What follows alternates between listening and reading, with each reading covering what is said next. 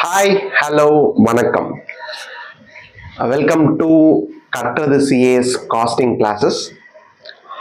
Thank you for purchasing. இந்த video நீங்கள் பார்க்குறீங்க அப்படின்னா ஆல்ரெடி நீங்கள் பர்ச்சேஸ் பண்ணியிருப்பீங்கன்னு நினைக்கிறேன். So thank you.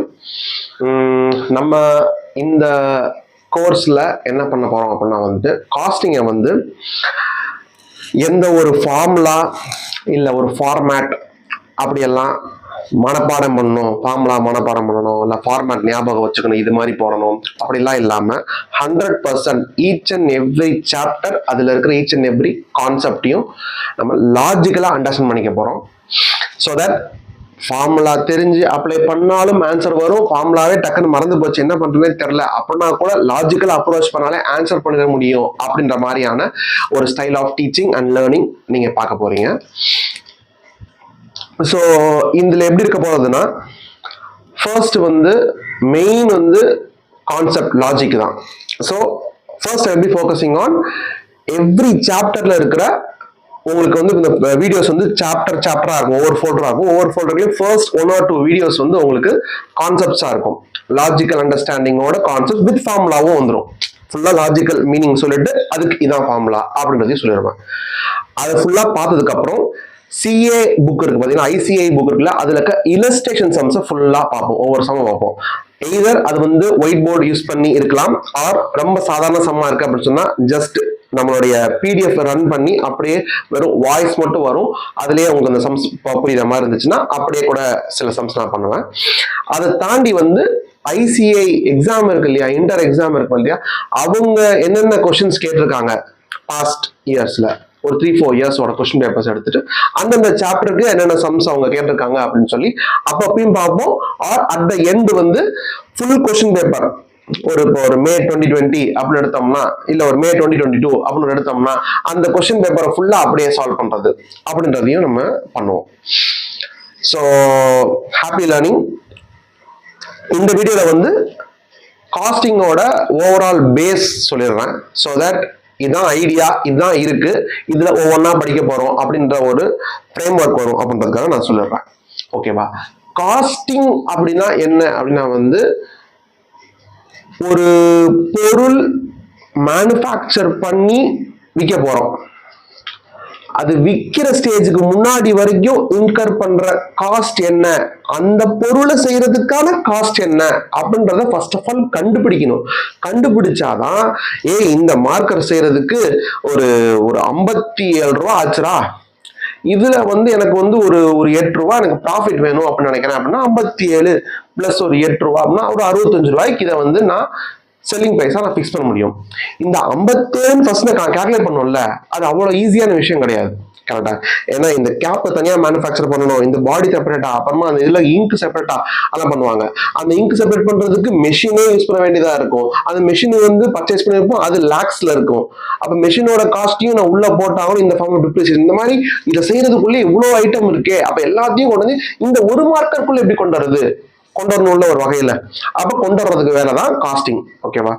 எதுக்காக பண்ணணும்? கண்டிப்பா first goal selling price fix பண்றதுக்கு. ஏன்னா காஸ்ட் இவ்வளவு தெரிஞ்சாதான் அதுக்கு மேல நான் ஒரு ப்ராஃபிட்டை வச்சு நான் செல்லிங் பிரைஸ் ஃபிக்ஸ் பண்ண முடியும்.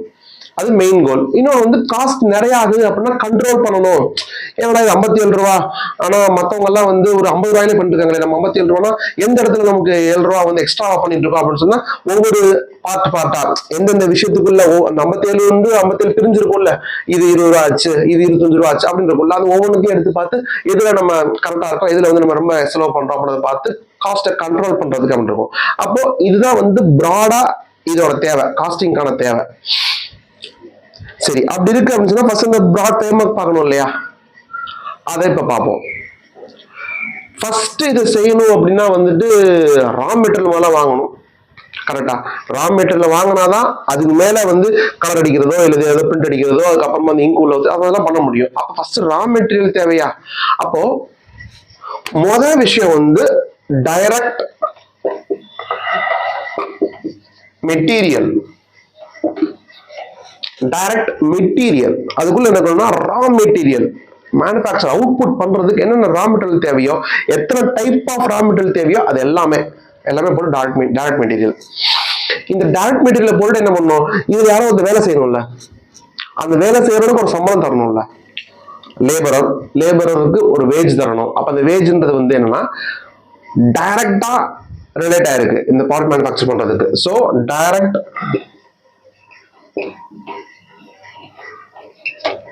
லேபர். ஓகேவா? அப்போ பொருள் அதை வச்சு செய்யறதுக்கான ஆளுக்கு தர கூலி டைரக்ட் மெட்டீரியல் டைரக்ட் லேபர்ல வந்துருது. அதுக்கப்புறம் வந்து இந்த மாதிரி ரெண்டுமே இல்லை, பொருளும் இல்லை, அது ஆளுக்கு தர கூலியும் இல்லை. ஆனா வந்துட்டு இந்த பொருள் செய்யறதுக்காக இந்த எக்ஸ்பென்ஸ் நடக்குது அப்படின்னு ஒன்று வச்சுக்கோங்க. இந்த பொருள் செய்யறதுக்காக ஒரு எக்ஸ்பென்ஸ் நடக்குது. அது எதுவாக வேணா இருக்கலாம், அதை டிஃபைன் பண்ண தேவை கிடையாது, எதுவாக வேணா இருக்கலாம். பொருள் செய்யறதுக்கு டைரக்டா லிங்க் ஆயிருக்கு. இந்த மார்க்கர் வந்து 10 செய்யணும்னா ஒரு மார்க்கர் செய்யறதுக்கு இந்த எக்ஸ்பென்ஸ் இன்கர் பண்ணி ஆகணும். 10 மார்க்கர் செய்யணும்னா 10 இன்டூ இது இன்கர் பண்ணி ஆகணும் அப்படின்ற மாதிரி ஒன்று இருக்குன்னு வச்சுக்கோங்க. இல்லாட்டினா இவ்வளோ பொருள் இவ்வளோ காஸ்ட் போட்டு இதை செலவு பண்ணிட்டோம்னு சொன்னா ஒரு 100 மார்க்கர் வரைக்கும் செய்யலாம்ப்பா. அப்ப 100 மார்க்கருக்கான டைரக்ட் காஸ்ட் அது. அப்பனா அது வந்து டைரக்ட் எக்ஸ்பென்சஸ் அப்படின்னு சொல்லலாம்.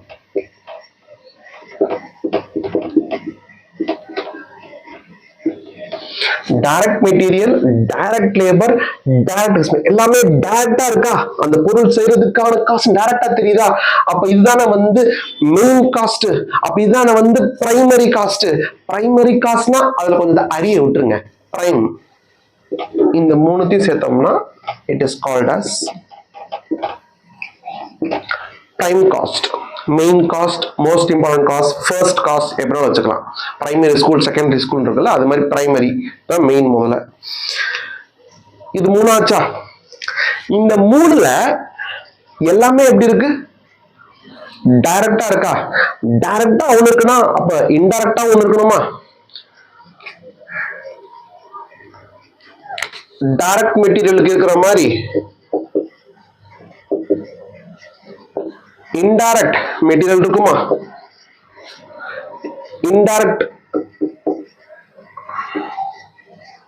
லேபர் இருக்குமா? இன்டைரக்ட்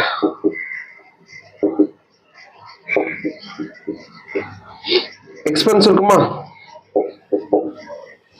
என்ன இன்டைரக்ட் மெட்டீரியல் அப்படின்னா, சப்போஸ் நான் ஒரு மெஷின் வச்சு மேனுஃபேக்சர் பண்றேன்னு வச்சுக்கோங்க. மெஷினுக்குள்ள எதை போடுவேன் அப்படின்னா ரா மெட்டீரியல் போடுவேன். ரா மெட்டீரியல்ன்றது ஒரு பொருள், மெட்டீரியல். ஆனா அது ஃபைனல் அவுட்புட்டோட ரிலேட் ஆயிருக்கு, அதனால டைரக்ட் மெட்டீரியல் அது இங்க போயிடும். அது எதை வச்சு செய்யறேன்? மெஷின். மெஷின் தான் இன்டைரக்ட் மெட்டீரியலா அப்படி கேட்காதீங்க. மெஷின் இருக்குல்ல, அந்த மெஷின் ஒர்க் ஆகணுமா எண்ணெய் ஊத்தணுமா? எண்ணெய்ன்றது ஒரு பொருளா, அதையும் கடையில போய் வாங்கி வைக்கணும்ல, அப்ப அதுவும் மெட்டீரியல் தானே. ஆனா அந்த மெட்டீரியல் எங்க ஊத்துவேன்? எண்ணெய் வந்து மெஷினுக்குள்ள ஊத்திடுவேன். மெஷினுக்குள்ள ஊத்திட்டா அது ஃபைனல் அவுட்புட்டுக்குள்ள எண்ணெய் இருக்குமானா இருக்காது. ஆனா மெஷின் ஓடுறதுக்கு அது என்ன தேவை? மெஷின்ல வந்து ரா மெட்டீரியல போட்டு ரா மெட்டீரியல் ஃபினிஷ் குட்ஸ் ஆகும். எண்ணெய் இந்த ஃபினிஷ் குட்ஸ்குள்ள போகாது, அதுக்கு சம்மந்தம் இல்லை. பட் இருந்தாலும் அந்த மெஷின் ரன் ஆகணும்னா எண்ணெய் ஊத்தணுமா? எண்ணெய் மெட்டீரியலா, ஆனா டைரக்ட் இல்லையா, அதனால indirect material. Indirect labour. Direct labour என்ன சொன்னேன்? யாராவது இந்த மார்க்கெட்ல ஒர்க் பண்ணுவாங்கன்னு சொன்னல, இது எப்படி மாற்றுறது, இது பண்ணி இதை பண்றது இருக்குல்ல, அவங்க பேர் வந்து அவங்களுக்கு தர சம்பளம், வேஜஸ், அதை வந்து டைரக்ட் லேபர் நான் சொல்றேன். ஆனா ஒரு ஃபேக்டரியில ஒரு 100 பேர் வந்து இந்த மார்க்கர் மேனுஃபேக்சரிங் ஒர்க்ல இருக்காங்கன்னு வச்சுக்கோங்க. மெஷின் வந்து பொருளை செஞ்சு கொடுத்துருது, அப்புறம் அந்த மாட்டி சீல் பண்ணி தரதெல்லாம் லேபரர்ஸ் பாக்குறாங்கன்னு வச்சுக்கோங்க. இந்த 100 பேரை மேய்க்கிறதுக்கு ஒரு சூப்பர்வைசர்னு ஒருத்தர் இருப்பான். கரெக்டா? அந்த சூப்பர்வைசருக்கு ஒரு சம்பளம் தருவாங்க. இந்த சூப்பர்வைசர் பண்ற வேலை வந்து பொருள் மேனுஃபேக்சரிங்ல இருக்குமா, இல்ல இவங்க பண்ற ஒர்க் எல்லாம் கரெக்டா இருக்கா இல்லையான்னு பாக்கிறது இருக்குமா? இருந்தா கரெக்டா இருக்கான்னு பாக்கிறது மட்டும் தான் இருக்கும். இவன் போய் உண்மையிலே இந்த மார்க்கரை உட்காந்து பண்ணவே மாட்டான். அப்ப மார்க்கர் உருவாகிறதுக்கு கொடுத்த லேபர் காஸ்ட்ல இவருக்கு கொடுத்த லேபர் காஸ்ட் வரணுமா? டைரக்டா வருமானம் வராது. ஆனா இன்டைரக்டா வந்தானே ஆகணும். ஏன்னா அவங்க என்ன பண்றாங்க, அந்த 100 பேர் வந்து வேலை செய்யறாங்கன்னு பாக்குறாங்க. அந்த 100 பேர் என்ன பண்றாங்க? மார்க்க தான் செஞ்சுட்டு இருக்காங்க. ஆனா விஷயம் என்னன்னா, அந்த 100 பேரோட சம்பளம் இருக்குல்ல, அது வந்து டைரக்ட் லேபர்ல போயிடும். அந்த 100 பேரை மேய்க்கிறதுக்கு ஒரு சூப்பர்வைசர் இருக்கான்ல, அவன் வந்து இன்டைரக்ட்ல போயிடும். அப்போ இன்டைரக்ட் லேபருக்குள்ள அவன் வந்துடும். இதே மாதிரி இப்ப நீங்க நிறைய வச்சுக்கலாம். இப்ப அக்கௌண்டன்ட் இருக்காங்க, அக்கௌண்ட்ஸ் டிபார்ட்மெண்ட்டே இருக்கு, அவங்களுக்கு தர சம்பளம்லாம் கூட தான் வந்து ப்ராடக்ட்டுக்கு சம்மந்தம் கிடையாது. அப்ப அதெல்லாமே வந்து இன்டைரக்ட்ல போயிருமா? அப்ப அதெல்லாம் இங்க போயிடும். Indirect expenses. டைரக்ட் எக்ஸ்பென்சஸ்னா ப்ரொடக்ஷன் சம்பந்தமாவே இருக்கணும். இன்டைரக்ட் எக்ஸ்பென்சஸ் இதுக்கு ப்ரொடக்ஷன் சம்பந்தமா இல்ல, ஆனா அதுவும் இன்கர் ஆயிருக்கு, அப்ப இன்டைரக்ட் எக்ஸ்பென்சஸ் தான். இந்த மூணு இருக்கு பாத்தீங்களா, indirect material, indirect labour, indirect expenses, இது எல்லாத்துக்கும் சேர்த்து ஒரு பேர் வச்சிருக்காங்க. அதுக்கு பேர் தான் வந்து ஓவர்ஹெட்ஸ். அப்ப direct material, direct labour, direct சேர்த்தா prime cost, indirect material, indirect labour, indirect expenses சேர்த்தா ஓவர்ஹெட்ஸ். இவ்வளவு தானே, டைரக்ட் இன்டைரக்ட் தான். அப்ப இந்த ஓவர்ஹெட்ஸ் வந்து பிரைம் காஸ்டோட சேர்த்துட்டா ஃபுல் காஸ்ட் வந்துடும், அப்படிதானே? கரெக்ட் தான். ஆனா அது அப்படியே சேர்க்க முடியாது. ஏன்னா ஓவர்ஹெட்ஸ் வந்து மூணு வகையா இருக்கு. என்ன மூணு வகை அப்படின்னா, இன்டைரக்ட் மெட்டீரியலாவோ, இன்டைரக்ட் லேபராவோ, இன்டைரக்ட் எக்ஸ்பென்சஸாவோ இருக்கு.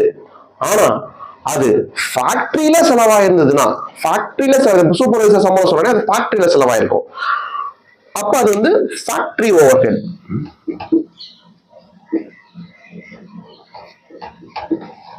மேனுஃபேக்சர் சம்பந்தமா நடந்த indirect something is called as factory overhead. சரி, ப்ரொடக்ஷன் சம்பந்தமா நடக்கிறது. ப்ரொடக்ஷன்ஸ் வந்து நெக்ஸ்ட் என்ன பண்ணுவான், விற்கணும். அப்ப செல்லிங் சம்பந்தமா இருக்குமா, மார்க்கெட்டிங் மேனேஜர் ஒருத்தர் இருக்கான். மார்க்கெட்டிங் மேனேஜர் வந்து அவனுக்கு ஒரு சம்பளம் தரணும். பிளஸ் அவன் என்ன பண்ணுவான், அவன் சோசியல் மீடியால போய் அட்வர்டைஸ்மெண்ட் பண்றது, இல்லைன்னா வந்து பேம்ப்ளெட் போட்டு தரது, பிரிண்ட் அடிக்கிறது, அந்த வேலையெல்லாம் பண்ணுவான். அப்ப அதுக்கெல்லாம் ஒரு காசு இருக்கும். அப்ப மார்க்கெட்டிங் சம்பந்தமாவே இல்ல செல்லிங் சம்பந்தமா பேக்கேஜ் பண்ணதான் விற்க முடியும். அப்ப பேக்கேஜிங், அது அந்த விற்கிற ஆங்கிள் நடக்கிற சில இன்டைரக்ட் எக்ஸ்பென்சஸ் இருக்கு. அதெல்லாம் வந்து விற்கிறது சம்பந்தமானதா, அப்பனா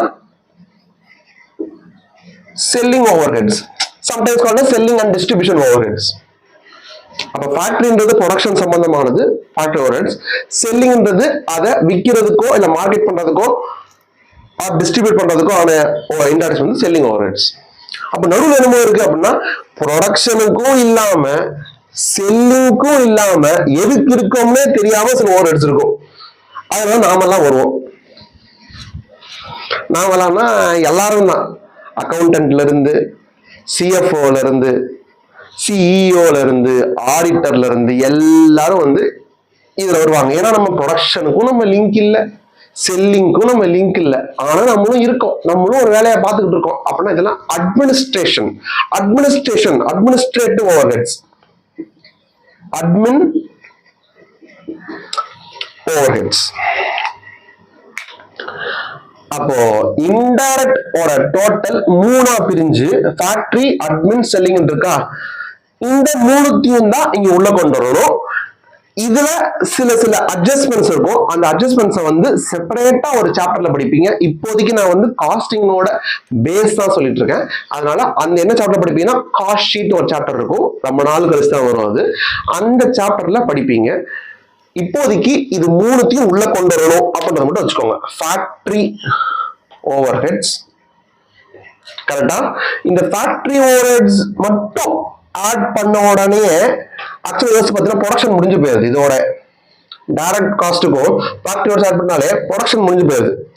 அப்ப ஃபேக்டரியில நடந்த காஸ்ட் இவ்வளவுதான் அப்படின்றதுனால இதுக்கு பேர் வந்து ஃபேக்டரி காஸ்ட் அப்படின்னு சொல்லுவாங்க. ஓகேவா? இது வரைக்கும் கம்பல்சரி தெரிஞ்சுக்கோங்க. ஃபேக்டரி காஸ்ட்க்கு அப்புறம் பாக்கி என்ன இருக்கு, ஏஓஹெச்சும் எஸ்ஓஹெச்சும் ஆட் பண்ணா இதுதான் வந்து காஸ்ட் ஆஃப்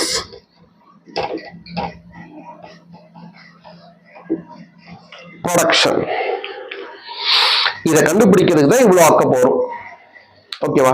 அப்ப இந்த மார்க்கர் செய்யறதுக்கான எல்லா டைப் ஆஃப் காஸ்டையும் டைரக்ட், இன்டைரக்ட் பிரிச்சுக்கிட்டு டைரக்ட் எல்லாத்தையும் பிரைம் காஸ்ட் சொல்லிட்டு, இன்டைரக்ட் எல்லாத்தையும் வந்து அது ஓவர்ஹெட்ஸ் ஒரு பேர் வச்சுக்கிட்டு, அதுல மூணா பிரிச்சு ஃபேக்டரி, அட்மின், செல்லிங் பிரிச்சுட்டு, ஃபேக்டரியை மட்டும் ஃபர்ஸ்ட் ஆட் பண்ணோம்னா அதுக்கு பேர் வந்து பிரைம் பிளஸ் ஃபேக்டரி ஓவர்ஹெட்ஸ் வந்து ஃபேக்டரி காஸ்ட் ஒரு பேர் வச்சுட்டு, ஃபேக்டரி காஸ்ட்டுக்கு அப்புறம் ஏஓஹெச் ஆட் பண்ணா அதுக்கு ஒரு பேர் இருக்கு, அதெல்லாம் இப்ப வேணாம்.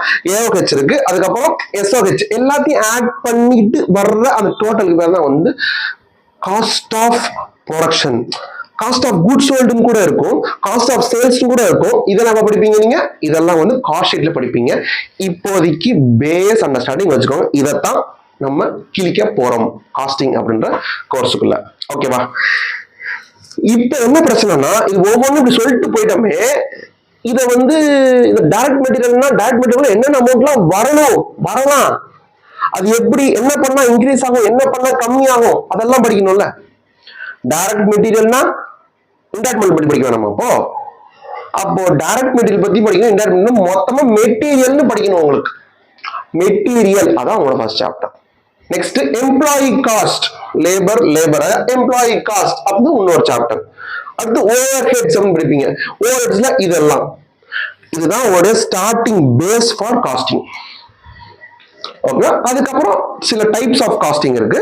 அந்த டைப்ஸ் ஆஃப் காஸ்டிங் செப்பரேட்டா படிக்கலாம். அப்புறமா ஸ்டாண்டர்ட் காஸ்டிங் இருக்கு, மார்ஜினல் காஸ்டிங் இருக்கு, அதுக்கப்புறம் வந்து பட்ஜெட் இருக்கு, process costing, joint product by product. Manufacture பண்ணும்போதே மோர் தென் ஒன் ப்ராடக்ட் செய்யறோம், அப்ப நான் ஜாயிண்டா 2 ப்ராடக்ட் வருது. பை ப்ராடக்ட்னா ஒரு ப்ராடக்ட் செய்யறோம், ஆனா செய்யும் போது இன்னொரு ப்ராடக்ட் வேற தானா வந்துருச்சு. இதை நான் மீன் பண்ணவே இல்லை, இதை ப்ரொடியூஸ் பண்ண நான் நினைக்கவே இல்லை, எய்மே கிடையாது, இதைதான் பண்ண போனேன், ஆனா இது வந்துருச்சு. அப்ப எப்படி காஸ்டிங் பண்றது? இப்படி நம்ம மாதிரி சின்ன சின்ன அப்படியே பெரிய பிரான்ச் அவுட் ஆகி போகும். பட் பேஸ் என்ன இதுதான். So with this introduction, we can directly start with the first chapter, material. Next video இருக்கு பாருங்க. Thank you.